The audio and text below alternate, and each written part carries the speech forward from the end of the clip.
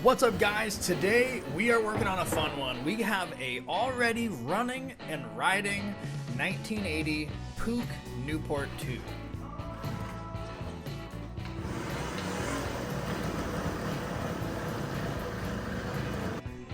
This thing's equipped with the ZA50 motor, so that means it's a 2-speed automatic transmission.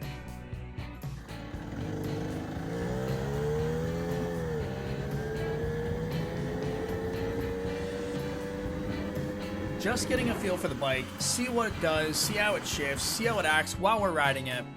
It's time to start working on it and make this thing a lot nicer, because I actually want to bring this to my second moped rally in Toledo, Ohio. Starting off with a few simple tasks like raising and realigning this seat up. From there, I used the degreaser so we can start getting the grime and grease off of this paint.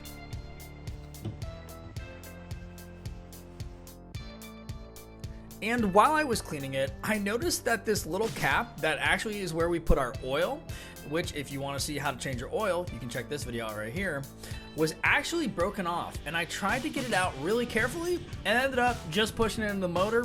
So I decided to ignore it for now and continue degreasing this entire bike.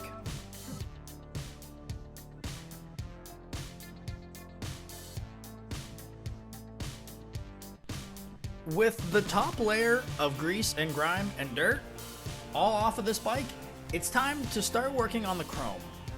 This has a lot of shine that's lost, and it's really not in bad shape, and I know we can get this thing looking gorgeous again.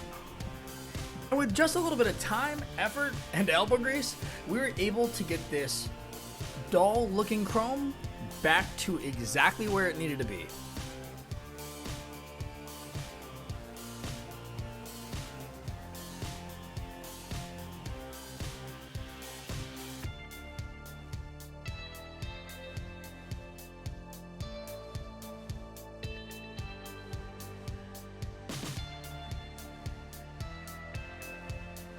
Once all the chrome was done, then I went ahead and polished it all, and boy did it come out gorgeous. I love all the chrome on this bike.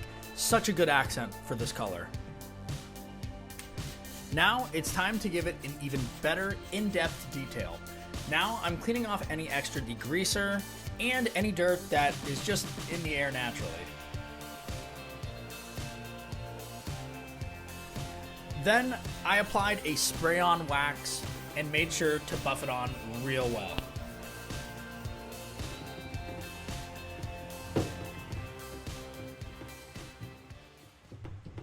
All right, let's go ahead and address it.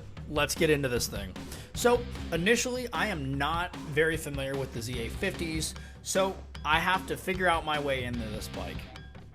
I start by draining out the oil so I can then take that case off and see exactly where that's going, which on closer inspection doesn't really go anywhere. It seems to actually have its own little housing, which then the oil will then find its place.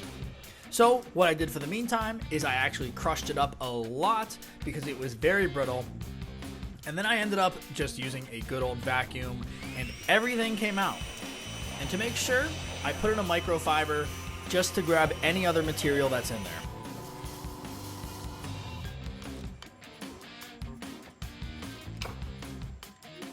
Okay, so now that I can sleep at night, I find this.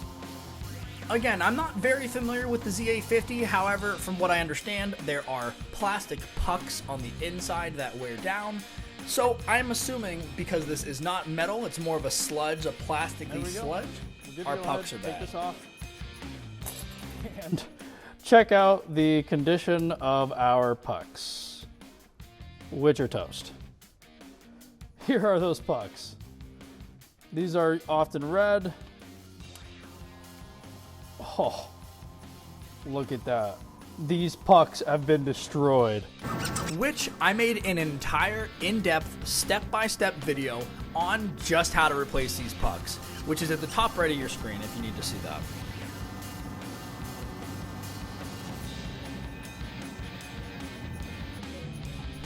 filming a little bit of short form content, just a little bit of eye teasers.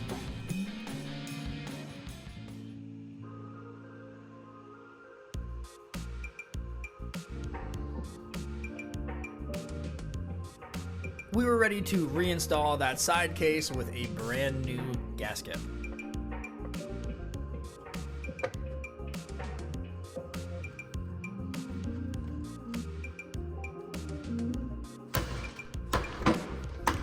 With the motor all sealed back up, I was good to go ahead and check out some of the other issues on this bike, which there are still a few, including a brake line and a clutch dash starter cable. These starter cables are actually a little bit more complicated than your standard E50, so if you guys need to see how to reinstall one of those, again, another video, top right of your screen.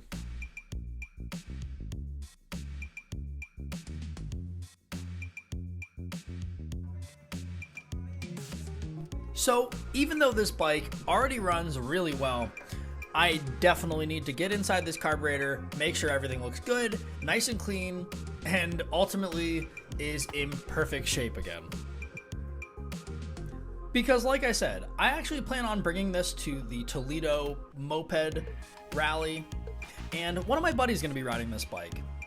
And this bike doesn't just need to be good for him, but it's also a part of my brand, and I want it to run really well. A breakdown would obviously look bad. So with your general content around carburetors being cleaning holes and spraying carb cleaner, this thing is a wrap and looks great again.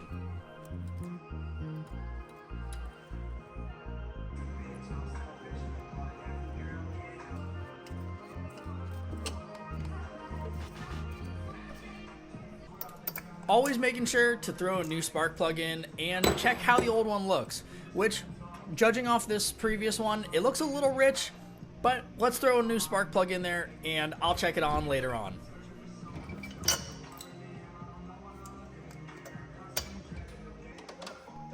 And the last thing that needs replaced, shout out to my wife for holding that bike, is this petcock. This thing looks old, dated, and I like that new OEM that we have sitting around the shop, which looks great in there. Now we can go ahead, put on all the extra trim, side pieces, and the side covers, and this bike is just about good to go.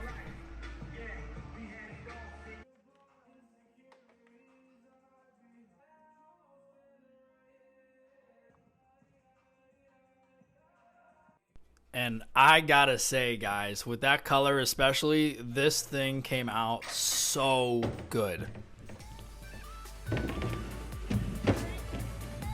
However, it really doesn't matter how good it looks, because with a bike looking this good, it's gotta perform excellent, even better. So let's go ahead, get this thing started, and see how it runs.